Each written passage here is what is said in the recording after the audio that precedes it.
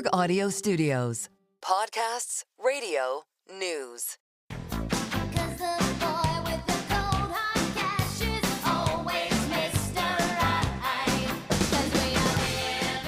Speak to any financial advisor and they'll tell you one of the biggest challenges they have professionally is getting clients to actually spend their money.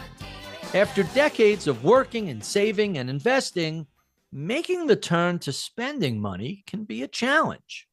I'm Barry Ritholtz, and on today's edition of At the Money, we're going to discuss spending your moolah in retirement. To help us unpack all of this and what it means to your retirement, let's bring in Christine Benz. She is the Director of Personal Finance and Retirement Planning at Morningstar. She's published numerous books on money, investing, and retirement. Most recently, How to Retire, 20 Lessons for a Happy, Successful, and Wealthy Retirement. So let's start with the basic problem. Getting those type A personalities who are used to working and saving and working and investing to kind of pivot to working and spending is a big challenge. How big of an issue is this amongst people who are looking at retirement? It's a very big issue, and it's kind of, a difficult topic to talk about because we have a lot of people in our society who are quite undersaved relative to what they will need for retirement. They'll be exclusively dependent on Social Security, but there is also a segment of our population who struggles with spending appropriately. I can't tell you, Barry, how many times I've been out speaking to a group of older adults, and I'll have someone come up at the end of one of my sessions, clearly in his or her 80s, usually his, based on the composition of the audiences I usually speak with. And he'll proudly say, I only spend 2% of my portfolio per year. Whatever the value is, that's what I spend. And I kind of think to myself, well, gosh, I hope that delivers you a good quality of life. And I also think to myself, you're probably pretty significantly shortchanging yourself if you're just spending at that level. And as you said, Barry, I hear this from financial advisors as well, that they struggle getting their clients to spend appropriately. I heard a funny line from a pair of older clients who were getting on a plane and they were sitting in first class and they bump into friends they know who are sitting in coach. And the conversation was they just could imagine each other's conversation. Look at them sitting in the front of the plane, spending their kids' inheritance. And then the one sitting in the front of the plane saying, can you imagine they're flying coach so their kids can fly first class? It's kind of funny, but ultimately, isn't this a psychological struggle about not just outliving your own money? Assuming we're talking about people who aren't going to outlive their own money, there's still this enormous hesitancy to spend their kids' inheritance or to spend money when they've spent their whole lives as savers. Tell us about that. Exactly. It's a sense of identity, I think, that one builds as a saver and an investor, that you are someone who defers gratification. You set money aside each month. And the further you go along in that journey, probably the more successful you are. You get to see the incredible power of compounding. I think there is a common tendency to kind of anchor on the portfolio's high water mark, to think, well, if it's here, I never want to see it go lower. It just does not feel good to see the balance go down after a lifetime of seeing it generally escalate. So there's a lot going on psychologically, and kind of the elephant in the room in this respect is long-term care, that people who have not purchased long-term care insurance and may have really good reasons to not have done so still have this risk of like, oh, may I have this balloon payment at the end of my life where, I could get stuck with years and years of expensive care. So I think that is a real risk factor that is in the mix as well. Really, really interesting. So since we're talking about long-term care, let's talk about generally putting together a personalized plan, thinking about needs and goals, lifestyle considerations. What should someone who wants to spend more of their money do in order to feel comfortable that they can afford to spend a little cash? Well, I would say either get a financial advisor to help you with this, where they're effectively dispersing a portion of your portfolio to you per year. If you're doing it on your own, get familiar with the research on safe spending rates. A lot of the research that's been done by our team and others points to the value of being flexible with your portfolio withdrawals, where you are taking more when your balance is up, when the markets are up, and you're taking a little bit less when things are down. I think if people understand the data that we have on retirement spending, one thing that we know is that people tend to spend less as they age. Your early years of retirement should be the higher spending years of your retirement, because that's usually when people's health is good. Um, they are they may have pent up demand to do travel. They may be launching adult children, a lot of things going on at that life stage. You should give yourself permission to spend a little bit more early in retirement, with the knowledge that even when we look at spending trajectories among very wealthy households, people spend less as they age. So if you're okay with that trade-off, with the idea that you probably will spend less, you should give yourself a little bit more license to spend earlier on. So let's break those spending desires down. You mentioned travel, like it's easier to travel in your 60s and 70s than it is in your 80s and 90s. Hobbies, legacy, philanthropy, or charitable goals, to say nothing of future healthcare needs. How should people organize their thoughts and planning for future spending? Yeah, I think it's helpful to get very granular about the budgeting. And I don't mean, that you're nickel and diming yourself and looking at every line item. But if you have, say, a big family trip planned in year two of your retirement, spend some time figuring out what the implications will be for your plan, for your spending in that year. Know that those big outlays won't occur every year, but actually spend some time mapping them out. And the nice thing about that is that in addition to it helping your spending plan, it will also help you get these plans off the ground, rather than having them as some, sort of vague notion of things that you want to do. You mentioned lifetime giving, Barry, to family members and charity. I have come to be a huge evangelist for this, because when we look at the data on when people inherit money from their parents, they're usually in their 50s or in their 60s. Their financial fortunes are pretty well set by that life stage. Whereas if you have young people in your life, whether children, grandchildren, nieces, nephews, you can make a big impact for them in the 20s, 30s, 40s, with home down payments or paying off student loans. And these don't need to be big ticket gifts. Smaller gifts can make a big impact. I often talk about how my mom and dad gave my husband and me a little bit of padding for our home down payment on our first home. And that helped us get into a home that we were able to stay in for 12 years. We lived exactly in the community where we wanted to live. So having that discussion with your loved ones about the gifts that might help them, I think is something that can add a lot of richness to someone's retirement. I recall reading your piece. What was it, in the fall last year, or maybe around the holidays?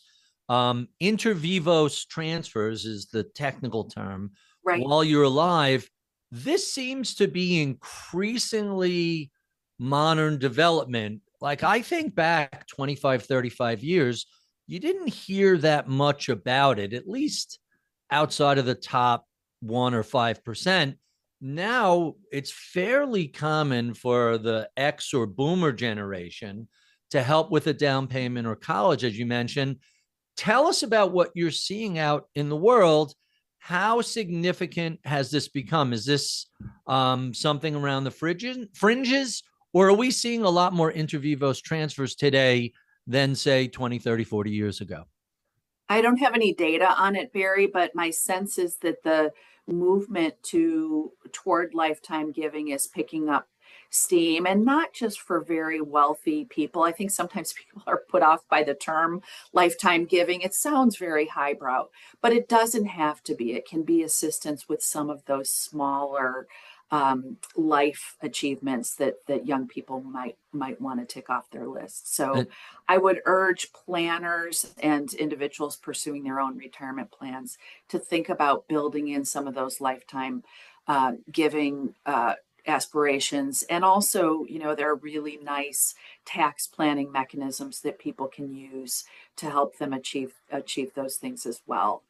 The donor advised fund for charitable gifts, especially. And why shouldn't you see family members, friends, whoever enjoy the benefits of your largesse while you're still around? It shouldn't be just something you think about when you're at your estate attorney and you're signing a document and that's the last you see of it. Why not get to enjoy your kids or nephews or whoever in a new house that you help them get there? Exactly. That is the huge side benefit of contemplating lifetime giving. So let's talk about a little more formal type of giving. You mentioned donor advised funds. Philanthropy, when it comes to both financial and estate planning, I'm going to say that again. Philanthropy is a big part of both retirement and estate planning. Talk a little bit about the idea behind how families should be thinking about managing philanthropy or donating to causes that are near and dear to their heart. Yeah, get some advice on the tax aspect of this.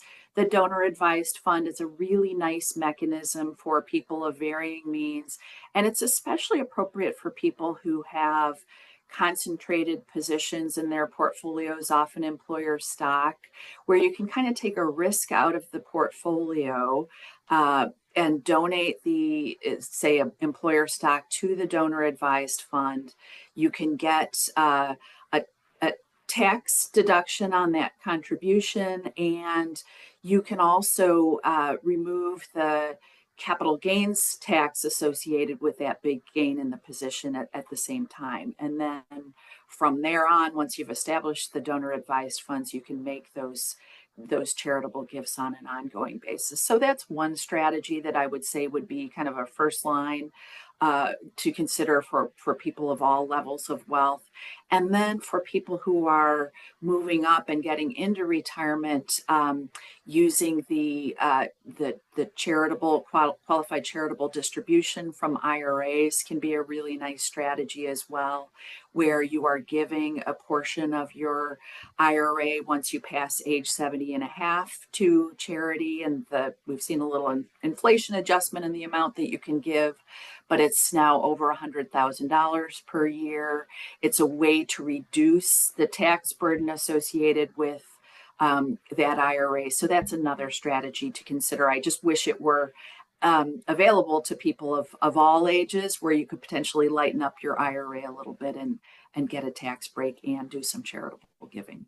So we're talking about spending in retirement, but we have yet to talk about drawing down portfolios.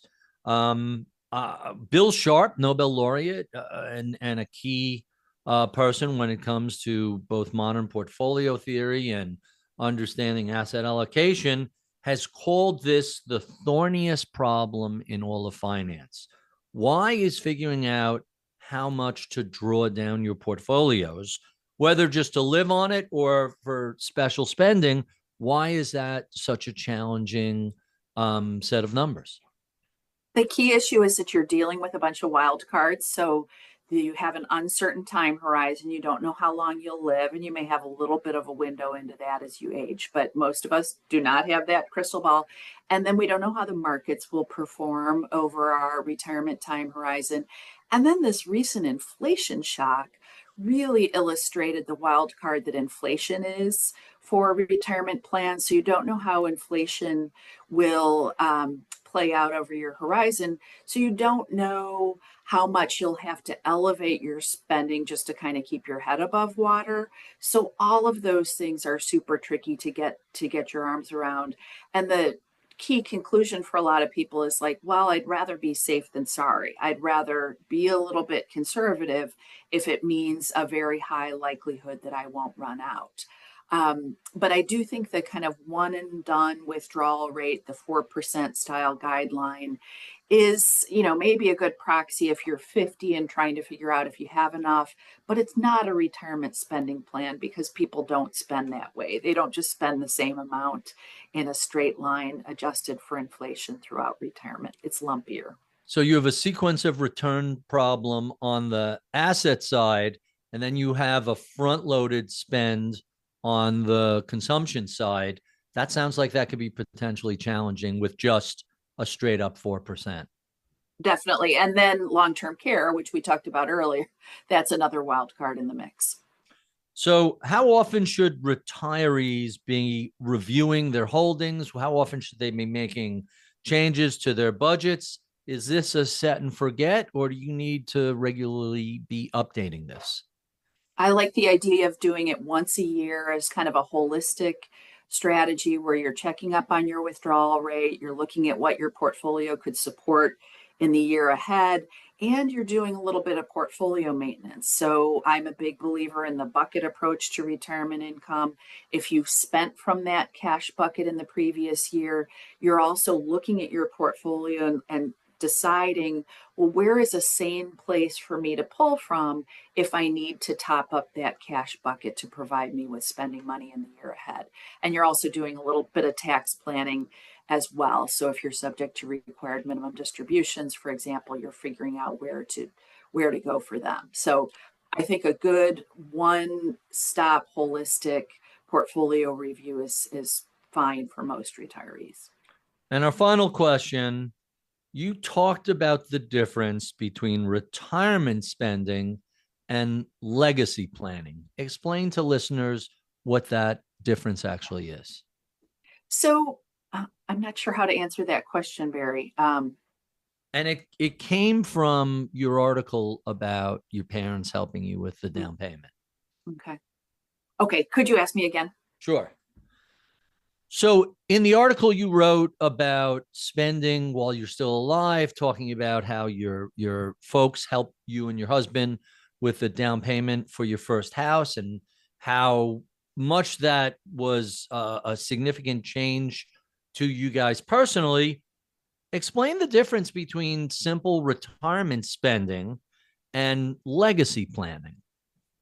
The term spending, I think, is super loaded. When we tell people they should be able to spend X in retirement, I think they automatically jump to, it means we're telling them to buy cars every year, even if they don't need a new one, or go out to dinner every night, even if that's not really something they want to do. And so I think this term spending is kind of loaded, and maybe we're a little bit judgy about it.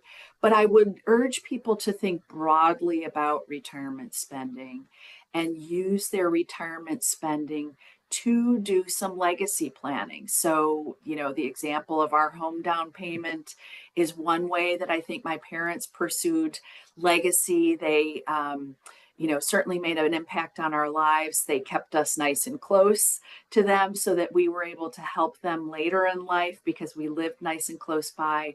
So I would urge people to think bigger about retirement spending, that it should encompass some of these legacy goals, and you should give yourself permission to gift to your loved ones during their lifetimes and during your lifetime. So to wrap up, everybody needs to plan for retirement, but we also need to think about our spending. The odds are that we're going to spend more in the early parts of our retirement when we're still younger and more mobile than the latter part of our retirement. And we really need to think about the prior standard of waiting till you're deceased for the monies to find its way to the rest of your family. Assuming you have enough money to live on and that you're not going to outlive your cash, don't be afraid to spend a little money. Don't be afraid to donate a little money, whether it's family members or charity, while you're still alive and while you could see the benefits of your generosity with your own eyes. I'm Barry Ritholtz. You're listening to Bloomberg's At the Money.